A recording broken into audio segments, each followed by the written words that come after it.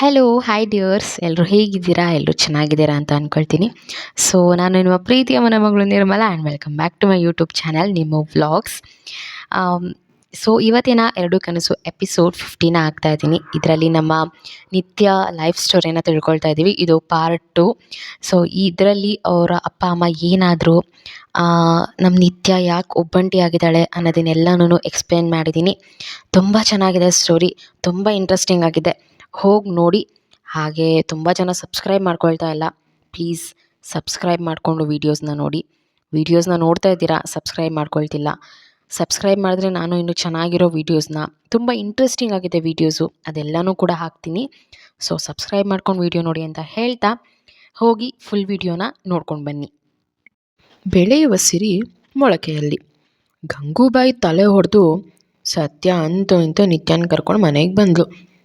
ಇದರಿಂದ ಏನು ಅರ್ಥ ಆಗುತ್ತೆ ಅಂದರೆ, ನಮ್ಮ ನಿತ್ಯಂಗಿಂತ ಘಟಾಣಿ ಸತ್ಯ. ಗಂಗೂಬಾಯಿ, ಹೇಯ್ ಎಲ್ಲೋ ಹಾಳಾದವಳು, ನನ್ನ ತಲೆಗೆ ರಕ್ತ ಬರೋ ಹಾಗೆ ಹೊಡೆದ್ರು ನೋಡ್ತಾ ನಿಂತಿದ್ಯಾ? ಬಿಕ್ಕನಾಸಿ ನನ್ನ ಮಗನೇ, ಹಿಡ್ಕೊಳ್ದೆ ಬಿಟ್ಬಿಟ್ರಲ್ರು ಅವ್ರನ್ನ ಅಂತ ಹೊಡಿತಾಳೆ ಆ ಡ್ರೈವರ್ಗೆ. ಆಗ ಆ ಡ್ರೈವರ್ ಹೇಳ್ತಾನೆ, ಅಮ್ಮವ್ರೆ, ಆ ಹುಡ್ಗಿರು ಯಾರು ಗೊತ್ತಾ?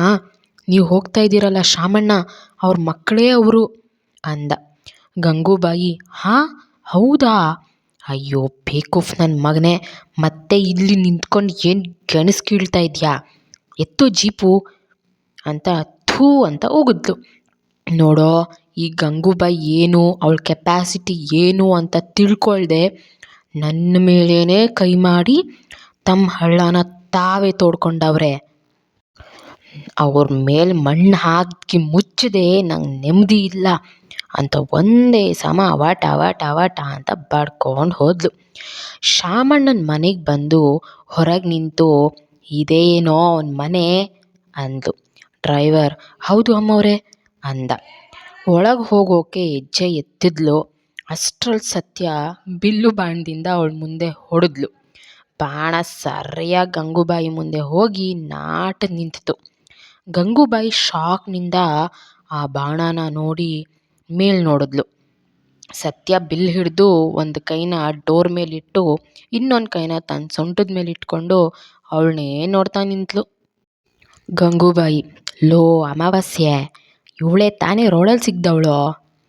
ಸತ್ಯ, ಅಲ್ಲ, ನಿನ್ನ ತಲೆ ಹೊಡೆದವಳು ಅಂದ್ಲು.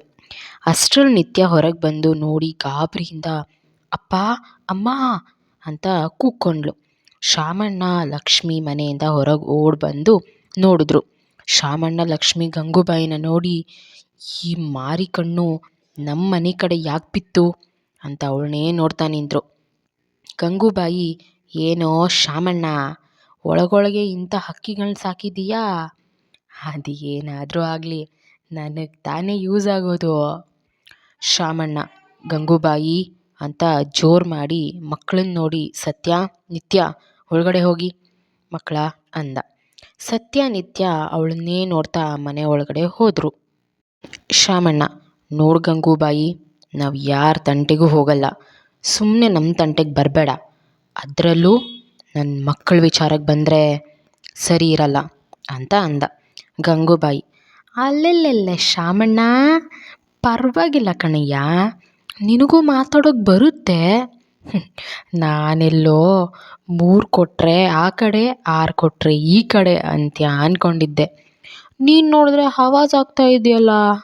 ನೋಡು, ನನಗೆ ಸುತ್ತಿ ಬಳಸಿ ಮಾತಾಡೋದಕ್ಕೆ ಬರಲ್ಲ, ಸೀದಾ ಮ್ಯಾಟ್ರಿಗೆ ಬರ್ತೀನಿ.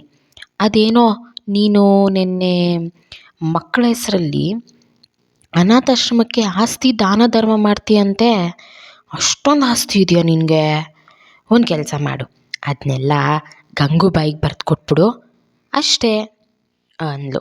ಶಾಮಣ್ಣ, ಅನಾಥಾಶ್ರಮಕ್ಕೆ ಕೊಟ್ಟರೆ ಆ ಮಕ್ಕಳ ಭವಿಷ್ಯ ರೂಪಿಸೋಕೆ ಸಹಾಯ ಮಾಡ್ತಾರೆ. ಅದೇ ನಿನಗೆ ಕೊಟ್ಟರೆ ಏನಿದೆ? ಅದೇ ಆ ಮಕ್ಕಳನ್ನ ಮಾರಿಕೊಂಡು ಅವುಗಳ ಗೋರಿ ಮೇಲೆ ನೀನು ಸೌದ ಕಟ್ಕೋತೀಯ ಅಷ್ಟೆ. ಗಂಗೂಬಾಯಿ, ಅದೆಲ್ಲ ಬೇಡ, ನಾಳೆ ಬರ್ತೀನಿ. ಅನಾಥಾಶ್ರಮಕ್ಕೆ ಏನು ಕೊಡಬೇಕು ಅಂದ್ಕೊಂಡಿದ್ಯಾ ಅದನ್ನೆಲ್ಲ ನನಗೆ ಬರ್ಕೊಟ್ಬಿಡಪ್ಪ. ಇಲ್ಲ ಅಂದರೆ ನಿನ್ನ 2 ಹೆಣ್ಮಕ್ಳನ್ನ ನನ್ನ ಜೊತೆ ಕಳಿಸ್ಕೊಟ್ಬಿಡು ಅಷ್ಟೆ ಅಂದ್ಲು. ಏಯ್ ಗಂಗೂಬಾಯಿ, ನಿನ್ನ ವಕ್ರದೃಷ್ಟಿ ಇನ್ನೂ ಈ ಪ್ರಪಂಚ ನೋಡ್ದು ನನ್ನ ಮಕ್ಕಳ ಮೇಲೆ ಯಾಕೆ ಬಿದ್ದಿದೆ? ನಮ್ಮ ಪಾಡಿಗೆ ನಮ್ಮನ್ನು ಬಿಟ್ಟು ಹೊರಟು ಹೋಗು ಅಂತ ಕೇಳಿದ್ಲು ಲಕ್ಷ್ಮಿ. ಗಂಗೂಬಾಯಿ, ಅಲ್ಲೆಲ್ಲೆಲ್ಲೆಲ್ಲೇ ಪರವಾಗಿಲ್ಲ ಶಾಮಣ್ಣ, ನಿನ್ನ ಹೆಂಡತಿನೂ ಮಾತಾಡ್ತಾಳೆ. ನಾನು ಅಂದ್ಕೊಂಡಿದ್ದೆ ಸಿಗಲಿಲ್ಲ ಅಂದರೆ ನಿನ್ನ ಹೆಂಡತಿ ಸಹಿತ ನಿನ್ನ ಮಕ್ಕಳನ್ನು ಬಿಡಲ್ಲ ಅಂತ ಹೊರಗೆ ಹೋಗ್ತಾ ಇದ್ಲು. ಸತ್ಯ, ನಿಂತ್ಕೊಳ್ಳೆ ಮಾಂಸ ಪರ್ವತ, ನೀನು ಆವಾಜ್ ಹಾಕಿದ ತಕ್ಷಣ ಹೆದರ್ಕೊಳ್ಳೋದಕ್ಕೆ ಇಲ್ಲಿ ಯಾರೂ ಹೇಡಿಗಳಿಲ್ಲ. ಇದು ನಮ್ಮ ಅಡ್ಡ. ಸುಮ್ಮನೆ ಹೋದರೆ ಜೀವಂತವಾಗಿ ಹೋಗ್ತೀಯ, ಇಲ್ಲ ಅಂದರೆ ಈಗಾಗಲೇ ತಲೆಬುಡ ಹೊಡೆದಿದ್ದೀನಿ, ಜಾಸ್ತಿ ನಕ್ರ ಮಾಡಿದ್ರೆ ಕುತ್ತಿಗೆನೇ ತೆಗಿತೀನಿ ಅಂದ್ಲು. ರೌಡಿ ಥರ ಆವಾಜ್ ಹಾಕಿದ್ಲು. ಗಂಗೂಬಾಯಿ ಹಿಂದೆ ತಿರುಗಿ, ತೆಗಿತ್ಯಾ, ಒಳ್ಳೆ ರೌಡಿ ಥರ ಬೆಳೆದಿದ್ಯಾ ಈಗಲೇ, ಅದಕ್ಕೆ ಸುಮ್ಮನೆ ಹೇಳ್ತಾರಾ ಬೆಳೆಯೋ ಸೆರೆ ಮೊಳಕೆಯಲ್ಲಿ ಅಂತ.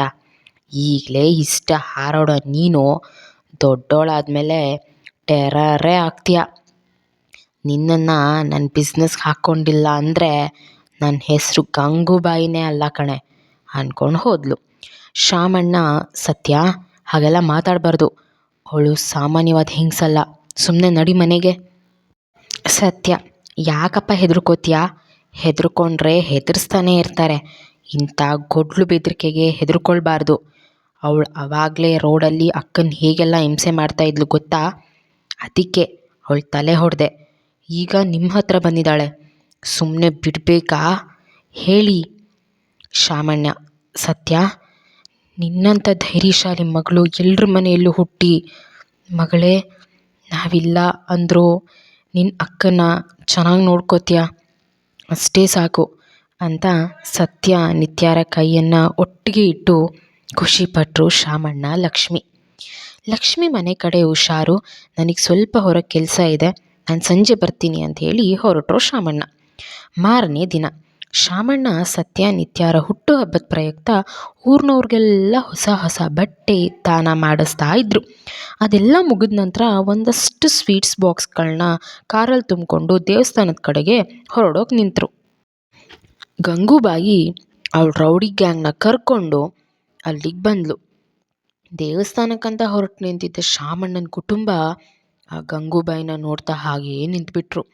ಗಂಗೂಬಾಯಿ, ಏನು ಶಾಮಣ್ಣ ರೆಡಿಯಾಗಿ ಹೊರಟೆ ಅನಿಸುತ್ತೆ, ನೀನು ಎಲ್ಲಿಗೆ ಹೋಗಬೇಕಾಗಿಲ್ಲ ನೋಡು, ನಾನೇ ಬಂದ್ಬಿಟ್ಟೆ. ತಗೋ agreement paper and register paper ಎಲ್ಲ ನಾನೇ ರೆಡಿ ಮಾಡಿಸ್ಕೊಂಡು ಬಂದುಬಿಟ್ಟೆ. ನೀನಿನ್ನೂ ಸೈನ್ ಮಾಡಿ ಕೊಡೋದು ಅಷ್ಟೇ ಬಾಕಿ ನೋಡಪ್ಪ ಅಂತ ರಾಕ್ಷಸನಾಗೂ ನಗ್ತಾ ನಿಂತಳು. ಶಾಮಣ್ಣ, ನೋಡು ಗಂಗೂಬಾಯಿ, ಇದೆಲ್ಲ ಸರಿ ಇರಲ್ಲ, ಇದೆಲ್ಲ ಅನಾಥ ಮಕ್ಕಳಿಗೆ ಸೇರಿದ್ದು, ಮತ್ತು ನನ್ನ ಮಕ್ಕಳಿಗೂ ಕೂಡ. ಅದನ್ನೆಲ್ಲ ನಾನು ಸುಮ್ಮನೆ ಯಾರ್ಯಾರಿಗೂ ಕೇಳಿದ್ರು ಅಂತ ಕೊಡೋದಕ್ಕೆ ಆಗೋದಿಲ್ಲ, ಇಲ್ಲಿಂದ ಹೋಗ್ತಾ ಇರು. ಗಂಗೂಬಾಯಿ ಗಲ್ಲ ಕೆರ್ಕೊಂಡು ಬಾಯಲ್ಲಿ ಹಾಕಿದ್ದ ಪಾನ್ ಉಗುಳ್ತಾ, ಓಹೋ ಲೋ ಅಮಾವಾಸ್ಯೆ, ಇವ್ರು ಯಾಕೋ ನಮ್ಮ ಮಾತು ಕೇಳ್ತಾ ಇಲ್ಲ, ನಮ್ಮ ದಾರಿಗೂ ಬರೋ ಹಾಗೆ ಕಾಣಿಸ್ತಾ ಇಲ್ಲ, ಏನೋ ಮುಖ ನೋಡ್ತಾ ಇದೆಯಾ, ಹಿಡ್ಕೊಳ್ರೋ ಆ ಎರಡು ಹುಡುಗಿರ್ನ. ಆ ರೌಡಿಗಳೆಲ್ಲ ಅವೆರಡು ಮಕ್ಕಳನ್ನ ಹಿಡ್ಕೊಂಡು ಶಾಮಣ್ಣ ಮತ್ತು ಲಕ್ಷ್ಮಿ ಎಷ್ಟು ಗೋಗರಿದ್ರು ಹೇಳ್ಕೊಂಡು ಹೋಗೋಕ್ಕೆ ಮುಂದಾದರು. ಗಂಗೂಬಾಯಿ, ಶಾಮಣ್ಣ ನಿಂತ್ಕೊಳ್ಳಿ, ನಾನು ನೀವು ಹೇಳ್ದಾಗೆ ಸೈನ್ ಮಾಡಿಬಿಡ್ತೀನಿ, ನನ್ನ ಮಕ್ಕಳನ್ನ ಬಿಟ್ಬಿಡಿ ಅಂತ ಬೇಡ್ಕೊಂಡ್ರು. ಗಂಗೂಬಾಯಿ, ಅದಪ್ಪ ಬದುಕೋರ್ ಲಕ್ಷಣ ಅಂದರೆ, ತಗೋ ಹಾಕೋ ಸೈನು ಅಂತ ಕೊಟ್ಟು ಆ ಪೇಪರ್ಗಳನ್ನ ತಗೊಂಡು ಶಾಮಣ್ಣ ಎಲ್ಲ ಕಡೆ ಸೈನ್ ಮಾಡಿ ಕೊಟ್ಟ. ಆ ಗಂಗೂಬಾಯಿ ಆಸ್ತಿ ಎಲ್ಲ ತನಗೆ ಬಂತು ಅನ್ನೋ ಖುಷಿಯಲ್ಲಿ ಕೇಕೆ ಹಾಕಿ ನಗುತ್ತಾ ಸತ್ಯ ನಿತ್ಯಾರನ್ನು ಅವ್ರ ಅಪ್ಪ ಅಮ್ಮನ ಕಡೆ ಜಾಡ್ಸ್ ತಳ್ಳಿದ್ಲು.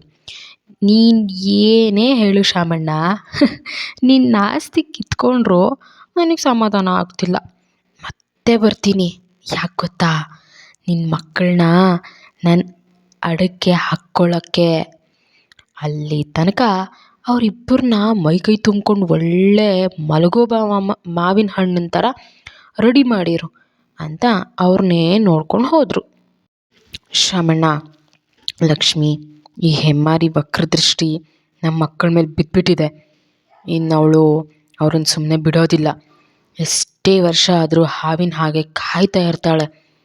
ಮೊದಲು ನಮ್ಮ ಮಕ್ಕಳನ್ನ ಕಾಪಾಡಬೇಕು ಅಂದರೆ ನಾವು ಈ ಊರು ಬಿಟ್ಟು ಎಲ್ಲಾದರೂ ದೂರ ಹೊರಟು ಹೋಗೋಣ ನಡಿ ಅಂತ ಹುಟ್ಟು ಹಬ್ಬದ ದಿನಾನೇ ಆ 2 ಮಕ್ಕಳನ್ನ ಕಾರ್ನಲ್ಲಿ ಕೂರಿಸ್ಕೊಂಡು ಊರು ಬಿಟ್ಟು ಹೊರಟರು. ದಾರಿಯಲ್ಲಿ ವಾತಾವರಣನೇ ಕಾಣದಷ್ಟು ಮಲಿನವಾಗಿತ್ತು.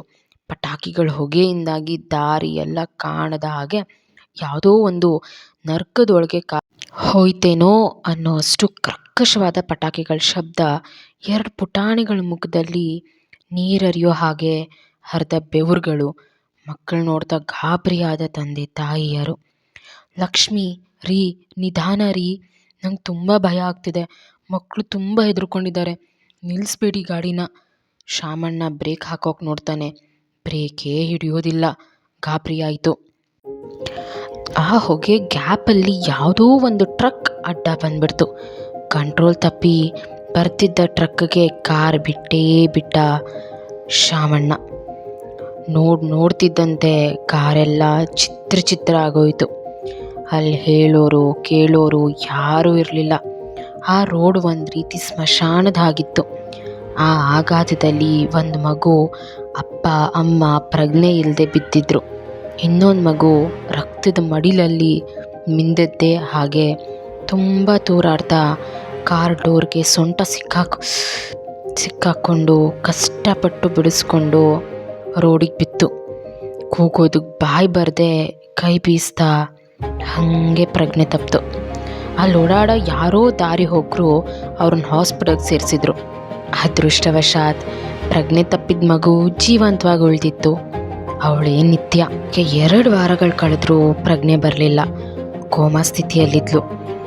ಮತ್ತೆ ಪ್ರಜ್ಞೆ ಬಂದ ನಂತರ ನಿತ್ಯ ಕಣ್ ತೆರೆದು ನೋಡಿದಾಗ ಅವಳು ಆಸ್ಪತ್ರೆಯಲ್ಲಿದ್ಲು. ನಿತ್ಯಾಳನ್ನು ಆಸ್ಪತ್ರೆಗೆ ಸೇರಿಸಿದ್ದು ಯಾರು ಅಂತ ಅವಳು ಕೇಳಿದಾಗ ಅಲ್ಲಿನೊಬ್ಬರು ರಂಗಜ್ಜ, ನಾನೇ ಕಂದ ನೀನು ಹಾಸ್ಪಿಟ್ಲಿಗೆ ಸೇರಿಸಿದ್ದು ಅಂತ ಹೇಳಿದ್ರು. ನಿತ್ಯ ಅಳ್ತಾ ಅಪ್ಪ ಅಮ್ಮ ತಂಗಿ ಅಂತ ಕೇಳಿದಾಗ ಅವರು ಮೌನವಾಗಿ ತಲೆ ತಗ್ಸಿ ಇಲ್ಲ ಅಂತ ಹೇಳಿದ್ರು. ಅದನ್ನು ಕೇಳಿದ ನಿತ್ಯ ತುಂಬ ಕಿರ್ಚಾಡಿದ್ಲು, ಗೋಳಾಡಿದ್ಲು. ಒಂಟಿಯಾದೆ ಅಂತ ಎಷ್ಟು ಹತ್ರ ಅವರು ಭಾರತ ಸ್ಥಿತಿಯಲ್ಲಿದ್ದಾರೆ ಅನ್ನೋದನ್ನು ಅವಳು ಅರಗಿಸ್ಕೊಳ್ಳೇಬೇಕಿತ್ತು. ಈ ರೀತಿಯಾಗಿ ಅವರ ಅಪ್ಪ ಅಮ್ಮ ತಂಗಿನ ಕಳ್ಕೊಂಡು ಅನಾಥಲಾದ್ಲು ನಮ್ಮ ನಿತ್ಯ. ಇದು ನಮ್ಮ ನಿತ್ಯ ಜೀವನ ಸ್ಟೋರಿ.